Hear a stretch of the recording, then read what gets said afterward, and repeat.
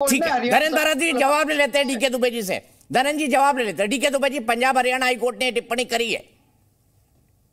देखिए, एक बात तो समझ लीजिए कि इन विषयों पर जब विचार करना शुरू करते हैं तो एक बात निश्चित है कि टाइमिंग को ध्यान में रखना चाहिए कि किस समय पर ये हो रहा है। दूसरी बात ये है कि दिल्ली में आने को किसी ने मना नहीं किया, लेकिन पब्लिक ट्रांसपोर्ट है, वहां से आ सकते हैं।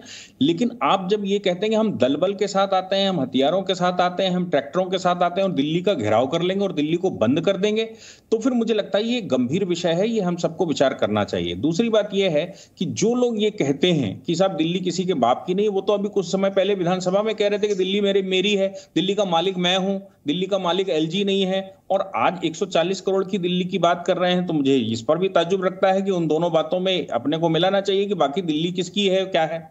बात यहां पर जब किसानों की आती है तो किसान पूरे देश का क्यों नहीं सामने आ रहा है, सवाल यह है कि वो तथाकथित लोग ही सामने क्यों आ रहे हैं।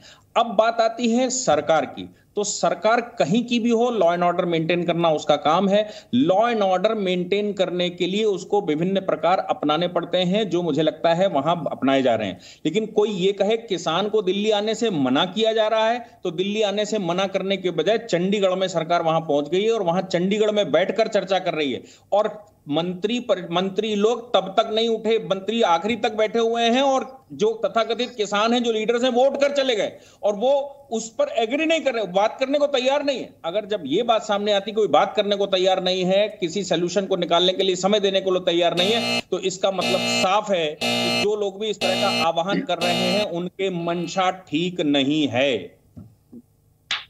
ठीक है, और चंडीगढ़ हाईकोर्ट ने क्या कहा है, मेरे प्रोड्यूसर अखिल जी ने मुझे भेजा है, चंडीगढ़ हाईकोर्ट ने बातचीत करने को कहा है, लेकिन यह भी कहा है कि कानून व्यवस्था देखना राज्य सरकार का काम है। कोर्ट ने गाइड नहीं किया है कि ऐसे करें या वैसे करें। ये धनंजय जी फैक्चुअल स्टेटस है हरियाणा हाईकोर्ट का। उनका कहना है कि राज्य में कानून व्यवस्था संभालना राज्य सरकार की जिम्मेदारी है।